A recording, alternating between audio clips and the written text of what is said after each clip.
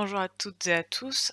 On va continuer la troisième vidéo du la sixième séance de CM sur population et développement, en s'intéressant à la relation entre population et ressources. Alors ressources, hein, c'est un terme très large, et là on va en étudier quatre différentes pour montrer quatre interactions entre les enjeux démographiques et les enjeux de ressources. Mmh. Sachant que la croissance de la population augmente la pression sur les ressources qui sont nécessaires, à son développement, au développement de la population. Donc ressources, on va la prendre ici au sens vraiment large, hein, des ressources, on va dire, naturelles, mais aussi des services sociaux, sachant que je mets de côté la question de population-environnement qu'on traitera de manière plus approfondie dans un autre cours. On va commencer par la question de la population et de l'alimentation, avec l'idée que la croissance de la population fait augmenter la pression sur les ressources alimentaires et menace ce qu'on appelle la sécurité alimentaire. Je vous ai mis une définition de la FAO, de ce qui veut dire sécurité alimentaire. Pour assurer une sécurité alimentaire, c'est quand tous les humains ont, à tout moment, un accès physique et économique à une nourriture suffisante, saine et nutritive, leur permettant de satisfaire leurs besoins énergétiques et leurs préférences alimentaires afin de mener une vie saine et active. Donc vous voyez, il y a plusieurs dimensions à la sécurité alimentaire, hein. C'est un accès physique comme économique, hein, la présence des ressources alimentaires, mais aussi la possibilité de les acheter, des ressources alimentaires, on va dire saines et variées. Heu, voilà, tout ça, ça rentre dans la définition de la sécurité alimentaire, et on considère qu'actuellement 820 millions de personnes sont sous-alimentées à l'échelle mondiale, et donc ça entraîne, de fait, une dépendance de certains États à l'aide alimentaire, pour les États qui ne sont pas autosuffisants, en termes soit de production, soit d'importation, que ce soit ponctuellement ou chroniquement. Donc là, vous voyez, une carte qui montre les États qui ont le plus, eu besoin, d'aide alimentaire, de l'aide alimentaire mondiale. Le but de cette aide alimentaire mondiale, c'est d'éviter les famines, hein, qui sont meurtrières pour les populations, et ça fonctionne. Il y a eu des crises alimentaires dans certains États, comme en Mauritanie entre 2002 et 2005, hein, plusieurs années de mauvaises récoltes. Il n'y a pas eu de famine parce que, il y a eu de l'aide alimentaire pour éviter, ces famines. Ça ne veut pas dire qu'il n'y a pas de famine dans le monde. Là, vous avez, dans les 20 dernières années, les États ou les régions qui ont connu une famine, hein, il y en a eu 5 depuis les années 2000. Et pourquoi, malgré ce dispositif d'aide alimentaire, certains États connaissent des famines? Elles sont toutes liées aussi à des conflits armés. C'est-à-dire que, les États connaissent des conflits, et ça peut empêcher l'aide alimentaire qui est trop, enfin, c'est trop dangereux pour les gens qui de d'amener de l'aide alimentaire, ou, cette aide alimentaire peut être détournée, par les belligérants, ceux qui combattent, ou par les gouvernements. Et c'est dans le cas où, il y a des conflits, qu'il peut y avoir des famines. Heu mais voilà, ça c'est le cas extrême, les famines, hein. Même sans aller jusqu'à des famines, on a quand même une situation actuelle où il y a une augmentation de la pression, avec la croissance démographique, sur les ressources alimentaires, et il y a 2 facteurs de pression. Il y en a un qui porte, on va dire, sur la quantité. Là, on est dans une situation de croissance de la population. On est passé de 5,3 de personnes en 1990 à 7,7 actuellement. On estime qu'on atteindra presque 10 en 2050. C'est donc plus de bouches à nourrir, hein, on va dire en termes de quantité. Mais ce qui joue encore plus que la quantité, c'est le changement des habitudes alimentaires de la population. Et pour, voir ça, on va parler un petit peu du modèle de la transition nutritionnelle, qui a été, pensée par, Barry Popkin en 1993. Cette transition nutritionnelle se fait en 3 étapes. Sur ce graphique, j'ai pas réussi à trouver un graphique où il y avait 3 étapes, donc vous avez un graphique où il y a les 2 premières étapes, et je vous expliquerai la troisième. Mais dans la première étape, de cette transition nutritionnelle, c'est une réduction de la famine avec une augmentation de la consommation de céréales, notamment de riz et de blé. Ça, c'est la première étape qui réduit la famine. Puis il y a une deuxième étape qui est l'étape de la diversification alimentaire. Et là, on constate une augmentation de la consommation, notamment en graisses et protéines animales. Et ensuite, la phase 3. qui est pas sur ce graphique, mais qui existe, il y a une réduction des apports énergétiques, qui se sont ajoutés à la phase précédente, parce qu'on constate par exemple que la consommation d'une trop grande quantité, de graisses et de protéines animales conduit à l'apparition de maladies cardiovasculaires. Donc après une augmentation forte de la consommation, de graisses, de produits animaux, il y a une réduction de ces apports énergétiques. Et donc, les différents pays du monde se situent à différentes phases, hein, selon le niveau de développement des pays. Les pays les plus développés sont à la phase 3, avec une réduction de la consommation, de viande et protéines animales, alors que les pays les moins avancés sont plutôt à la phase 1, en train de lutter déjà pour une réduction de la famine.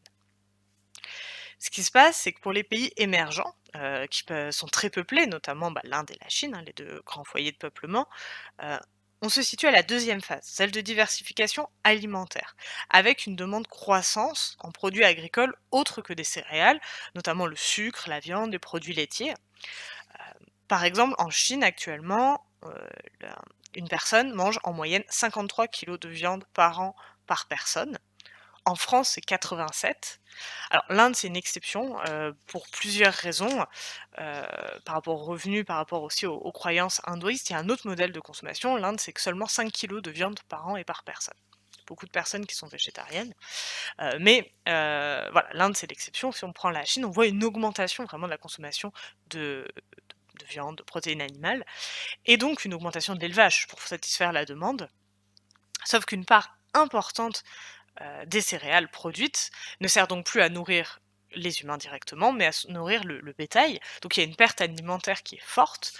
Il faut par exemple 7 kilos de céréales pour produire 1 kilo de bœuf, donc 7 fois plus de quantité de nourriture. Et c'est une des raisons qui explique que malgré une production alimentaire qui en fait serait théoriquement suffisante pour nourrir l'ensemble de la planète, il existe encore de la malnutrition. Voilà, cette, double, logique d'augmentation du nombre de personnes, mais aussi de diversification alimentaire, fait qu'il y a une pression croissante sur les ressources alimentaires. Autre ressource concernée, par les questions démographiques, c'est l'accès à l'eau. La demande en eau est vraiment croissante avec la croissance de la population. Heu, il y a, des prélèvements en eau douce qui augmentent. En 50 ans, ils ont été multipliés par 3. Or, il y a certains pays qui arrivent aux limites de leurs ressources en eau. C'est par exemple le cas de l'Arabie Saoudite, qui avait construit, des forages profonds et qui épuise ses nappes phréatiques et ça crée des tensions, à la fois entre les pays, par exemple entre 2 pays, un qui serait situé à l'amont et l'autre à l'aval et celui à l'amont, heu, garderait les ressources en eau, ce qui serait au détriment de celui qui est à l'aval, par exemple avec des barrages, mais ça peut être aussi, des tensions entre les zones rurales et urbaines ou entre différents types d'activités. Actuellement, 11 de la population n'a pas accès à de l'eau potable dans le monde, mais il faut absolument qu'on fasse un point sur qu'est-ce qu'on entend par accès à de l'eau, heu, potable. L'accès, c'est moins de 30 minutes de marche pour une source d'eau. Donc je suis pas sûre que nous, on appellerait ça avoir accès à de l'eau potable s'il faut marcher 30 minutes pour aller chercher de l'eau. Heu, Si on élargit un peu la définition d'accès, c'est 29, hein, quasiment 30 de la population mondiale qui n'a pas d'eau à domicile et qui doit donc se déplacer pour chercher de l'eau potable. Donc c'est beaucoup. Alors, c'est un progrès, il y a une vraie amélioration. Là, vous avez un tableau qui compare à l'échelle du monde et de différents pays émergents et en développement, hein, et on voit qu'il y a eu des progrès, notamment en Asie de l'Est, heu il y a eu une amélioration, heu, en pourcentage. En revanche, comme le nombre de personnes augmente, le nombre de personnes qui n'ont pas accès à de l'eau potable, en chiffres absolus, heu, en fait, augmente aussi. Il y a proportionnellement moins de gens qui n'ont pas accès à de l'eau, potable, mais en chiffres absolus, il y en a plus.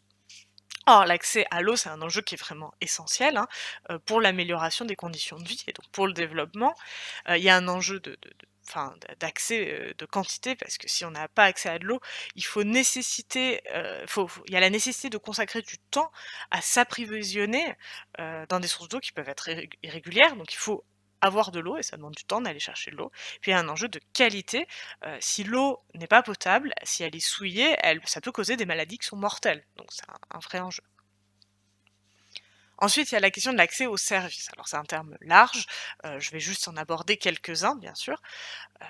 Les services de base sont des enjeux qui sont essentiels, hein, au développement de la population et avec la croissance, bah, à nouveau, hein, la pression sur les services est de plus en plus forte. On a parlé de santé et d'éducation, avec l'exemple des pays du Sahel, donc je ne vais pas reprendre, heu, mais on considère actuellement que la moitié de la population n'a pas accès aux services de santé essentiels. Là, je vais prendre le temps de parler un petit peu des services d'assainissement avec, cette carte qui montre l'accès à des toilettes dans le monde, heu qui a un enjeu, bah, essentiel en fait, bah, on va de santé aussi et puis même d'amélioration des conditions de vie. On considère que 55 de la population n'a pas accès à des sanitaires gérés en toute sécurité, c'est-à-dire des sanitaires améliorés. Il y a plusieurs catégories de sanitaires. Les sanitaires améliorés, c'est ceux que nous on connaît, c'est des installations sanitaires où il y a une élimination ou une évacuation des excréments et qui ne sont pas partagés, enfin qui ne sont pas collectifs. Et donc ça, c'est ce qui est bien, et ce qui est à l'autre extrême, le moins bien, c'est la défécation en plein air, qui concerne quand même 9 de la population, parce qu'il n'existe aucune infrastructure, autre. Et tout comme l'eau, hein, le pourcentage d'accès à des sanitaires augmente, mais le nombre absolu de personnes sans accès, augmente aussi. Il y a plus de gens, mais ils sont proportionnellement moins nombreux et ça, c'est dû à la croissance de la population. Il y a une grande différence dans l'accès, à, des sanitaires, c'est entre les villes et les campagnes puisque, 70 des personnes qui n'ont pas accès à des sanitaires vivent dans des espaces ruraux et c'est un vrai enjeu de santé publique, puisque le contact avec les matières fécales cause de nombreuses maladies, qui peuvent être mortelles et c'est d'autant plus accentué quand il y a un accès difficile aux soins. Donc voilà pour la question des sanitaires. On va voir maintenant la question du ramassage et du traitement des ordures, qui est un autre enjeu sanitaire aussi, qui entraîne également des problèmes, de maladies. On a le constat donc d'une croissance de population importante qui entraîne une concentration des populations, notamment dans les villes, et ça fait pression sur des services urbains comme le ramassage des ordures, heu et qui peut avoir des conséquences, on l'a dit, hein, sanitaires, manque d'hygiène, augmentation de la mortalité, par exemple des risques d'augmentation du choléra. Dans les campagnes, c'est un enjeu qui est moindre, puisqu'il y a une dispersion des déchets, ce qui est pas le cas dans les espaces urbains. Alors, il y a le ramassage des déchets pardon, c'est un enjeu qui prend plusieurs formes, hein. Il y a un enjeu d'évacuation, par exemple des déchets solides, des eaux usées, vers des infrastructures d'élimination, de retraitement ou de stockage. Et face à la croissance de la population, dans certains pays, il y a une saturation des systèmes. Ça peut être une saturation, on va dire, systémique, hein, il y a une insuffisance du service pour la population, ou ça peut être conjecturel, lié à une période spécifique. Par exemple, dans des villes très touristiques, comme Venise, où la population, est multipliée par 550 pendant les périodes, touristiques, avec 30 millions de touristes, bah, il y a des effets concrets, les poubelles débordent et les centres de retraitement des déchets sont saturés. Ça, c'est conjecturel. Dans les pays en développement ou émergents, ça peut être plutôt, systémique, donc une insuffisance des systèmes municipaux, avec un système informel qui doit prendre le relais. On va prendre un petit peu un exemple, on va prendre le cas de l'Inde. Vous avez ici, 2 photographies d'une montagne de déchets, c'est une déchetterie à ciel ouvert. Elle est aussi haute que le Taj Mahal, elle se situe dans la banlieue de New Delhi.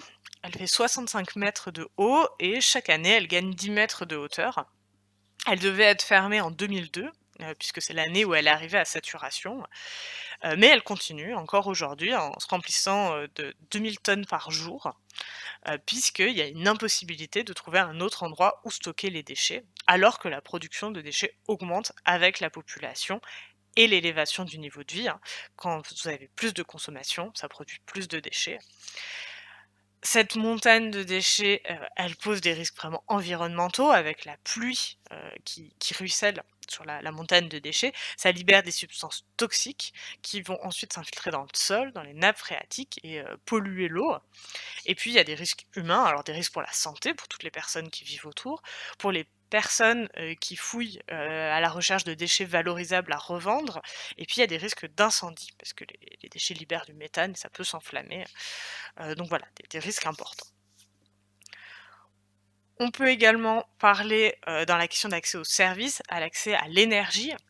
Vous avez ici la part de la population ayant accès à l'électricité.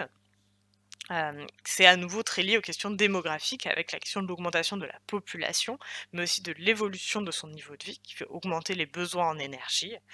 Heu, Entre 2000 et 2050, on projette une multiplication par 5 de la consommation d'énergie, ce qui pose de véritables questions environnementales, parce qu'on est dans une logique de plus en plus à vouloir développer des énergies renouvelables, mais ça paraît peut-être elle risque d'être en difficulté pour absorber cette croissance, cette augmentation de la consommation d'énergie. Or, l'accès à l'énergie, hein, comme les autres services dont on a parlé, c'est un vrai enjeu de développement parce que, c'est utile pour la lumière, pour, le chauffage, pour la cuisine, la conservation, par exemple des aliments et l'utilisation, heu, dans les endroits où il y a peu d'accès à l'électricité, c'est souvent un recours à la biomasse, c'est-à-dire on va faire brûler, du bois et des végétaux et ça a des conséquences. Ça contribue au défrichement, à de la pollution aux particules fines, enfin ça a des effets négatifs. Et actuellement, on considère qu'il y a 1,2 milliard de personnes qui n'ont pas accès à l'électricité et notamment dans les milieux ruraux. C'est pour ça que les pays en développement, heu, se tournent vraiment, vers, l'accès à l'électricité pour leur population. C'est beaucoup le cas en Inde, en Chine, en Afrique du Nord également, où il y a, des politiques gouvernementales de développement de l'accès à l'électricité. Et enfin, je vais terminer par la question, du lien entre population et emploi. Puisque l'augmentation de la population signifie une nécessité d'intégration de cette population à la société, et cela passe par l'arrivée dans le marché de l'emploi. Or, on a des pays qui rencontrent des difficultés pour absorber l'importance des demandes d'emploi. Souvent, c'est parce que la croissance économique n'est pas suffisante pour créer suffisamment d'emplois et absorber la demande croissante, notamment dans les pays où le taux de natalité est élevé. Hem, la et donc ça conduit au développement du secteur informel. Mais, je vais finir avec l'exemple des pays du Golfe où il y a d'autres facteurs qui entrent en compte dans la difficulté d'accès au marché de l'emploi. Déjà, on va faire un petit point, démographique. La richesse, du pays. Vous avez ici le PIB par habitant, des pays du Golfe qui s'est élevé, très rapidement, a permis une élévation du niveau de vie, donc une amélioration des services de santé, un allongement de l'espérance de vie. Heu et on constate également un recul tardif de la fécondité. Alors en 2000 par exemple, là c'est pour l'Arabie Saoudite, vous aviez encore 4 enfants par femme. Ça a chuté, très vite ensuite, mais donc pendant longtemps, on a eu un accroissement démographique fort. Il y a eu un problème pour traduire cet accroissement démographique, on va dire, au niveau du développement, notamment au niveau de l'accès à l'emploi, puisqu'on constate un taux d'insertion dans l'emploi très faible pour les hommes, 13 de chômage en 2016 et encore plus pour les femmes, 22 en 2018. Et ça s'explique pour 2 raisons. Il y a une pression démographique avec une population donc très jeune qui arrive sur le marché de l'emploi. Les jeunes sont donc très touchés par le chômage, on est à 40 de chômage chez les jeunes et il y a une autre cause qui est spécifique pour le coup, c'est parce que la population immigrée est privilégiée pour l'emploi puisque, 9 salariés sur 10 sont immigrés. Enfin, il y a aussi la spécialisation pétrolière qui est peu propice à la création d'emplois. Donc voilà, ça c'était pour montrer en fait différents types de ressources, qu'elles soient, on va dire naturelles, alimentation, eau ou, de services, hein, que ce soit les emplois ou les services, par exemple, urbains et voir comment la croissance démographique posait des défis de développement sur, cette relation avec les ressources. Voilà, je vous souhaite, à tous une très bonne semaine, portez-vous bien.